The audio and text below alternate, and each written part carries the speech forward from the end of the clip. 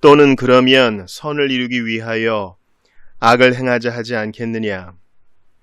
어떤 이들이 이렇게 비방하여 우리가 이런 말을 한다고 하니 저희가 정죄받는 것이 옳으니라. 아멘.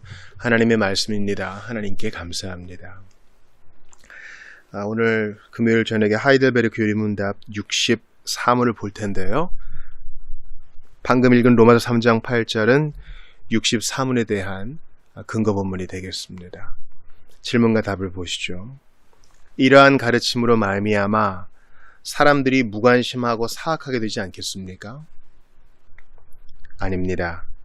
참된 믿음으로 그리스도에게 접붙여진 사람들이 감사의 열매를 맺지 않는 것은 불가능합니다.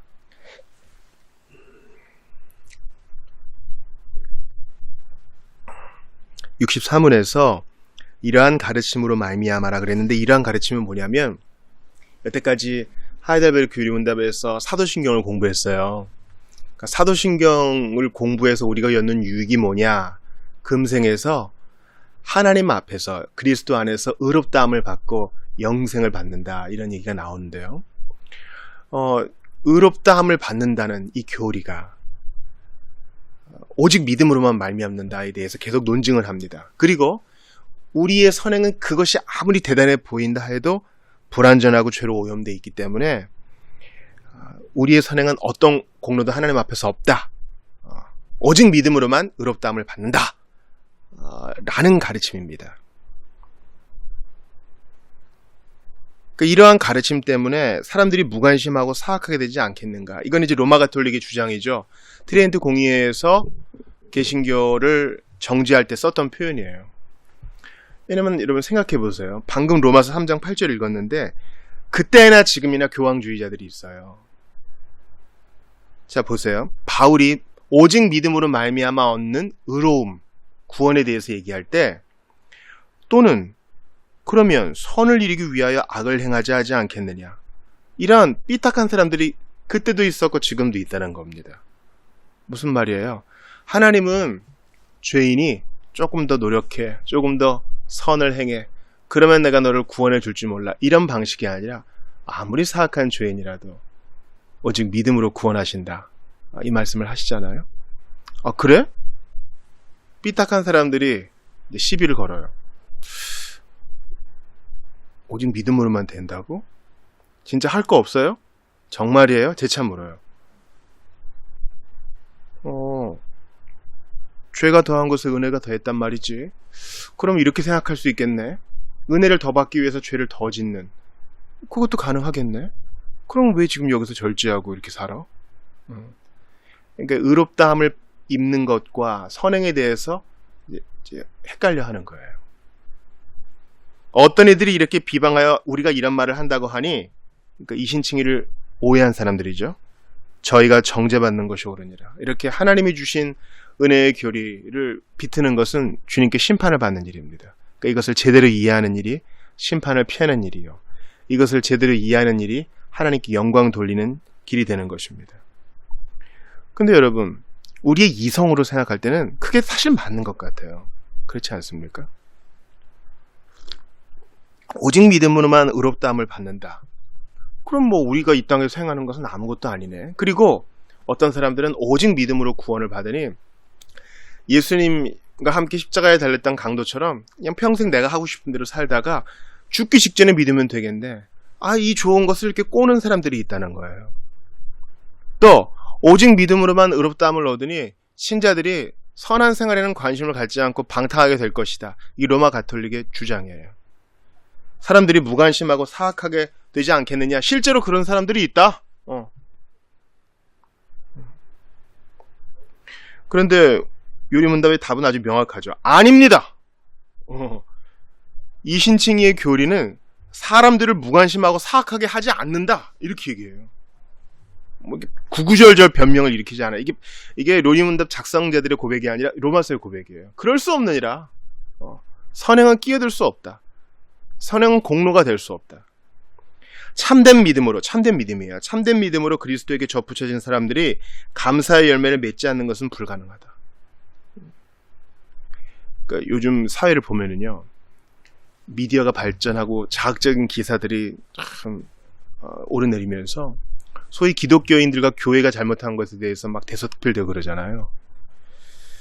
윤리적인 문제 때문에 그렇죠. 세상 사람들도 공감하고 비판할 수 있는 부분이요. 뭐 돈에 대한 부분들, 또 성적 스캔들, 또 분리에 대한 거, 법을 지키지 않는 거, 여러 가지가 있겠죠. 이렇게 교회와 신자가 욕을 먹는 거 보니까 교리는 그렇게 중요한 거 아니겠고, 앞으로는 이 행위에 대해서 많이 가르쳐야 되겠습니다. 이렇게 결정한다면 그것도 잘못된 거예요. 왜냐하면 바른 교리, 바른 마음이 있어야 바른 적용, 바른 행실이 뒤따르기 때문입니다. 로마서 3장 8절에서 사도 바울이 선을 이루기 위해 악을 행하자, 이렇게 이신칭의를 비트는 자가 정죄받는다고 했으니 우리가 여기에 대해서 바른 입장을 견지해야 되겠습니다. 시편 92편 12에서 15절을 한번 들어보세요. 의인은 종려나무같이 번성하며 레바논의 백향목같이 발육하리로다. 여호와의 집에 심겼으며 우리 하나님의 궁정에서 흥왕하리로다. 늙어도 결실하며 진액이 풍족하고 빛이 청청하여 여호와의 정직하심을 나타내도다. 여호와는 나의 바위시라 그에게는 불의가 없도다. 시편에서는 하나님의 사람, 성도, 하나님의 자녀를 뭐라고 얘기합니까? 하나님의 궁정에, 여호와의 집에 심기워진, 수동형이죠. 심겨진 나무라고 얘기해요. 백향목, 종려나무. 그러니까 여러분, 나무는 스스로 좋은 땅에 심겨질 수 없어요. 자기가 그냥 툭 털고 일어나서 저기 가야지 할 수 없다고요. 철저히 수동적이에요. 시편 1편도 말하잖아요. 그러니까 우리의 구원에 있어서 의롭다 하시는 하나님께 모든 것이 달려 있어요. 우리의 믿음은 기억하세요. 통로적인 거예요. 수단적인 것일 뿐 근원적 cause, primal cause는 그리스도에게 있습니다. 우리는 심겨진 나무일 뿐 하나님이 다 하시는 겁니다. 마태복음 7장 18절도 들어보세요. 좋은 나무가 나쁜 열매를 맺을 수 없고 못된 나무가 아름다운 열매를 맺을 수 없느니라. 예수님 하신 말씀이 기가 막히죠. 자, 나무가 먼저 있고 그 다음 열매가 있는 거예요. 그렇죠? 열매가 나무를, 아니요, 그렇게 생각할 수는 없어요. 늘 나무가 먼저고 그 다음에 나쁜 열매든 아름다운 열매든 맺게 되는 것입니다. 정말 구원을 받고 참된 믿음으로 그리스도와 연합되어서 이신칭의의 은혜를 누리는 사람은 반드시 감사의 열매, 이걸 선행이에요. 감사의 열매를 맺게 된다. 이건 inevitable, 필수 불가결한 것이다. 아주 당연한 것이다. 이 감사의 열매, 선행이라고 하지 않고 감사의 열매라 그래요. 그러니까 신자의 그 선행은 늘 감사해요. 내가 하나님께 점수 따기 위해서가 아니라 고마워서 하는 거예요. 감사해서. 내가 이런 은혜를 입었는데 저 사람을 용서하지 않을 이유가 무엇이겠는가? 내가 본질상 진노에 자랐는데 주께서 나를 천국 백성 삼아 주셨으니 내가 지금의 어려움을 견디지 못할 이유가 무엇이겠는가? 논리적으로 생각하면서 하나님 앞에 감사의 생활을 해나가는 거예요. 감사의 생활이 없으면요 100% 공로가 돼요. 우리가 하는 것이 100%. 자녀를 키우는 것도 내 공로, 교회에 출석하는 것도 내 공로가 돼버려요. 감사의 생활은요 하면 좋고 안 하면 어쩔 수 없는가 아니에요. 필수 불가결한 거예요. 왜냐면 보세요, 믿음으로 의롭다함과 선행이 붙어 있어요. 자, 이제 믿음으로 의롭다함 1단계 끝났으니 자 2단계 갑시다. 아니에요. 지난 시간에 배웠죠. 신자의 의로움의 생활은 의롭다 여김을 받고 실제로 의로움의 생활을 하는 것은 붙어 있어요. 1단계 지났으니 2단계, 2단계 지났으니 3단계 이렇게 되지 않아요. 하나님 앞에 평생 의롭다 여김을 받고 의로움의 열매를 맺는 삶이에요. 그러니까 주님이 우리에게 분명히 말씀하세요. 너 하나님의 자녀가 되었느냐? 그러면 감사의 열매를 맺는 게 당연하다. 너 아직까지 믿지 않고 버팅기고 있느냐? 그렇다면 못된 열매 맺는 게 당연하다. 그 열매를 보아 그 나무를 안다. 예수님 말씀하세요. 누가복음 6장 43에서 45절도 같은 얘기 하시죠. 못된 열매 맺는 좋은 나무가 없고 선행을 하는데 하나님 앞에서 선행을 하는데 감사의 열매를 맺는데 비그리스도인이 그렇게 할 수 없다는 거예요. 하나님 앞에서. 또 좋은 열매 맺는 못된 나무가 없느니라. 참 신자라고 하면서 못된 생활을 할 수 없다는 거죠.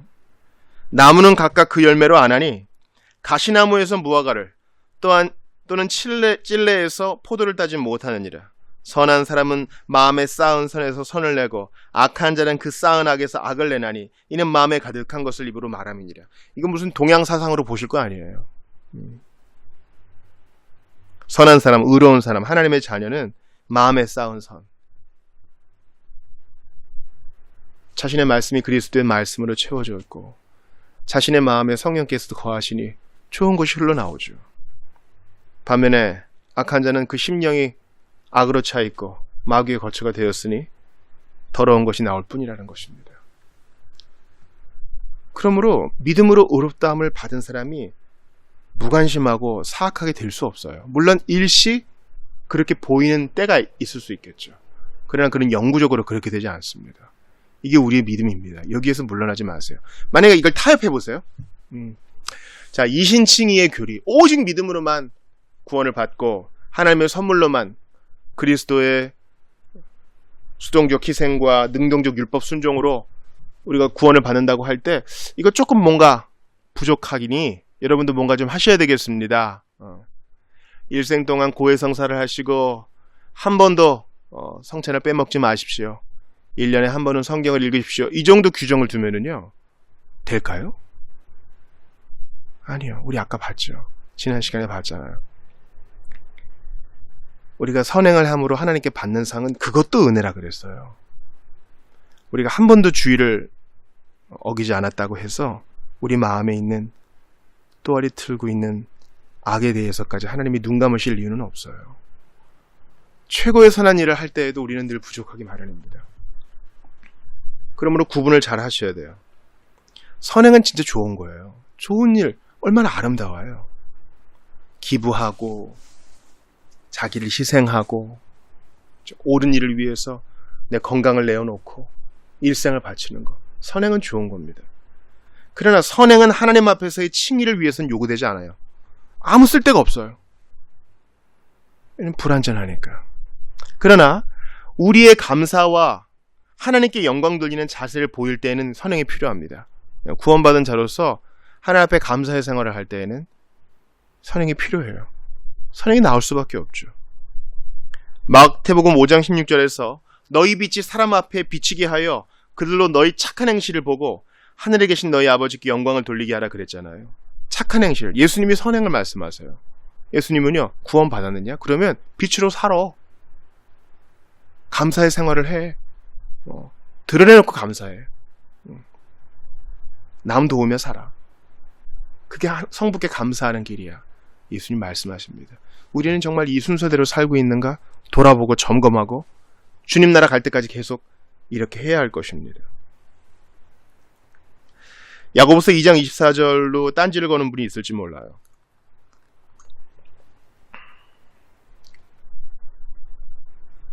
야고보서 2장 24절은 뭐라 그래요? 믿음으로만 의롭다함 받는 거 아니더라. 행위로 되더라. 그렇게 말씀합니다. 야고보서 2장 18절 한번 찾아보시겠어요? 신약성경 야고보서 2장 18절입니다. 어떤 사람은 말하기를 너는 믿음이 있고 나는 행함이 있으니 행함이 없는 내 믿음을 내게 보이라. 나는 행함으로 내 믿음을 내게 보이리라. 이것은 사람 앞에 드러내는 것이에요. 아까 보았던 야고보서 2장 24절도 봅시다. 이로보건대 사람이 행함으로 의롭다 하심을 받고 믿음으로만은 아니니라. 이 말은 무엇입니까? 사람 앞에 드러나는 행위, 그것을 말하는 것입니다. 우리의 행위로, 우리의 선행으로 사람들 앞에서 의롭다고 인정받는 그런 의에 대한 말씀입니다. 로마서의 의가 아니에요. 저 사람은 살아가는 모습을 보니 그리스도인이 맞아. 우리랑은 달라. 거기에 대해 얘기하는 겁니다. 그러므로 로마서와 야고보서가 같은 얘기를 하고 있다는 것을 여러분 아셔야 됩니다. 기억하세요. 믿음으로 의롭다함을 받는 것과 감사의 선행의 생활을 하는 것은 하나로 붙어 있어요. 떨어질 수 없는 것입니다. 야고보서 2장 21절은 또 뭐라고 얘기합니까? 우리 조상 아브라함이 그의 아들 이삭을 제단에 바칠 때에 행함으로 의롭다 하심을 받은 것이 아니냐. 오, 목사님 이거 로마서랑 달라요. 아까 뭐라 그랬어요? 이건 사람 앞에 행한 거라 그랬죠. 이미 아브라함은 이삭 낳기 전에 창세기 15장에서 아브라함이 여호와를 믿으니 여호와께서 이것을 그의 의로 여기셨다 그랬어요. 그는 이미 이삭 낳기 전에, 이삭 드리기 전에 믿음으로 의롭다함을 받았다고요. 여기서 의롭다 하심을 받았다는 것은 무엇입니까? 우리의 행위로 사람들 앞에 의롭다고 인정받는 그런 의에 대한 말씀인 것입니다. 로마서 4장 3절이 말하죠. 아브라함이 하나님을 믿음에 그것이 그에게 의로 여겨진 바 되었느니라. 아브라함은 사람들에게 자신의 선행과 하나님께 순종함으로 자신의 의를 증거한 것입니다. 그러므로 야고보서 2장에서 나는 내 믿음을 보이겠다 할 때는 나는 내가 의롭다함 받은 것을 내 선행으로 감사의 생활로 드러내 보이겠다라는 뜻이지 나의 선행으로 구원받게 돼 이런 뜻이 전혀 아니에요. 이해가 되시죠?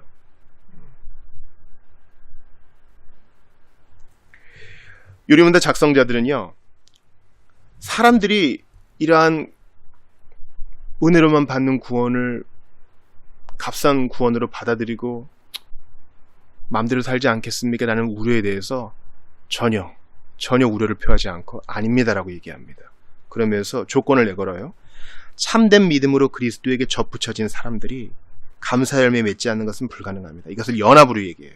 참된 믿음으로 그리스도께 접붙여진 사람들. 나는 원래 나쁜 열매 맺는 가지였어요. 근데 잘려졌죠. 그리고 참 나무이신, 좋은 열매 맺는 나무이신 그리스도께 접붙여졌어요. 이제 그분으로부터 좋은 수액을 공급받아 나는 좋은 열매를 맺게 되었습니다. 자, 내가 좋은 열매 맺었어요? 야, 나 가지가 잘한 거야. 나 대단하지 않아? 그렇게 뻐길 가지는 없어요. 그리스도와 연합되어 그리스도로부터 모든 은혜를 받아 그리스도로부터 좋은 수액을 받아 열매를 맺은 것이지 나 혼자 한 게 아니거든요. 그리스도가 좋은 나무가 돼서 땅에서 좋은 물과 좋은 양분을 끌어다가 내게 공급해 줬기 때문에 사실은 내가 선행한 것도 자랑할 게 없는 거야. 그러지 않아요? 요한복음 15장 5절 들어보세요. 나는 포도나무요 너희는 가지니 저가 내 안에 내가 저 안에 있으면 이 사람은 과실을 많이 맺나니. 이 선행도 감사의 열매도 예수님 까닭에 그리스도와 연합되었기 때문에 가능한 겁니다. 나를 떠나서는 너희가 아무것도 할 수 없습니다. 아멘! 나를 떠나서는 너희가 아무것도 할 수 없습니다. 예수님을 떠나서는 감사의 생활도 못해요. 우리는 단계론적으로 생각하는 우를 범한다 그랬죠. 은혜로 받는 구원, 오직 은혜로 받는 구원. 오케이, 하나님이 구원해 주셨어. 이제 2단계 감사의 생활은 내가 하는 거. 아니에요.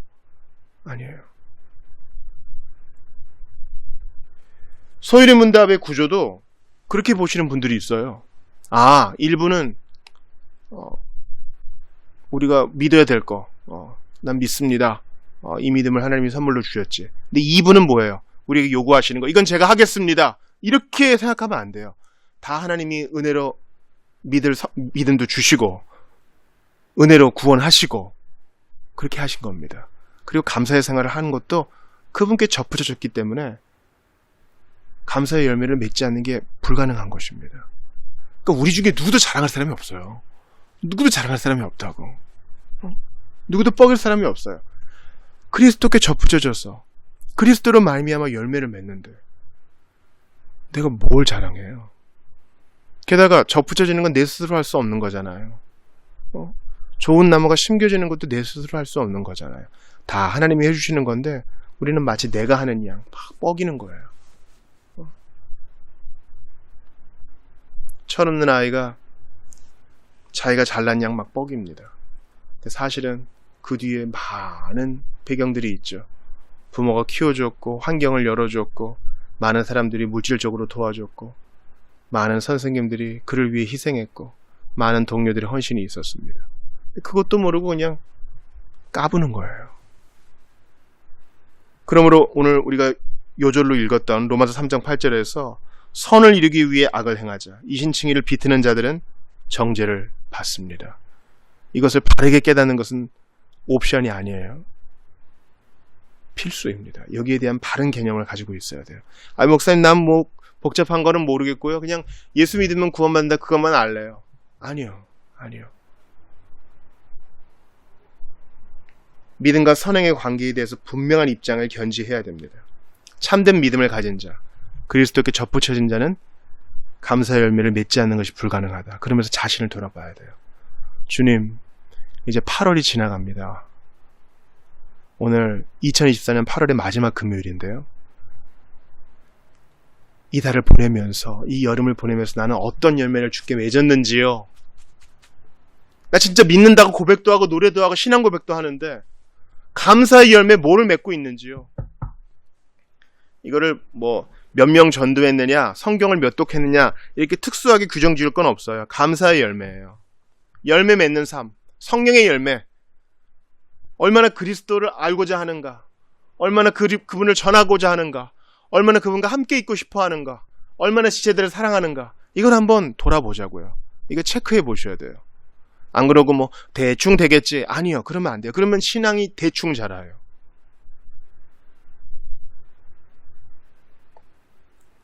사랑하는 여러분, 우리가 행하는 것은요, 다 불완전하고 죄로 오염되어 있어서 주님은 거기에 대한 어떠한 가능성도 남겨놓지 않으셨어요. 그리스도께서 두 팔을 빌려 내가 다 이루었다.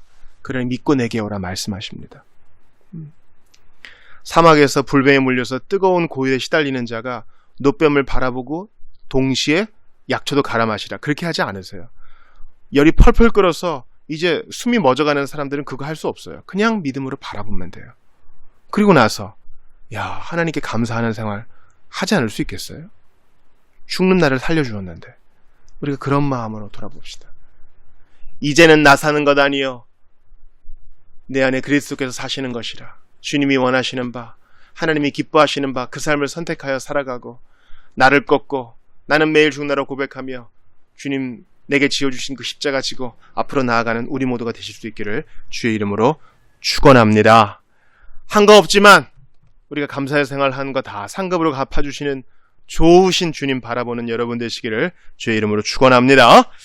오늘 주신 말씀 붙들고 함께 기도합시다. 주님, 이런 은혜가 넘칠 수 있게 하여 주시옵소서. 같이 기도합니다. 하나님께 감사합니다. 주님 도와주옵소서.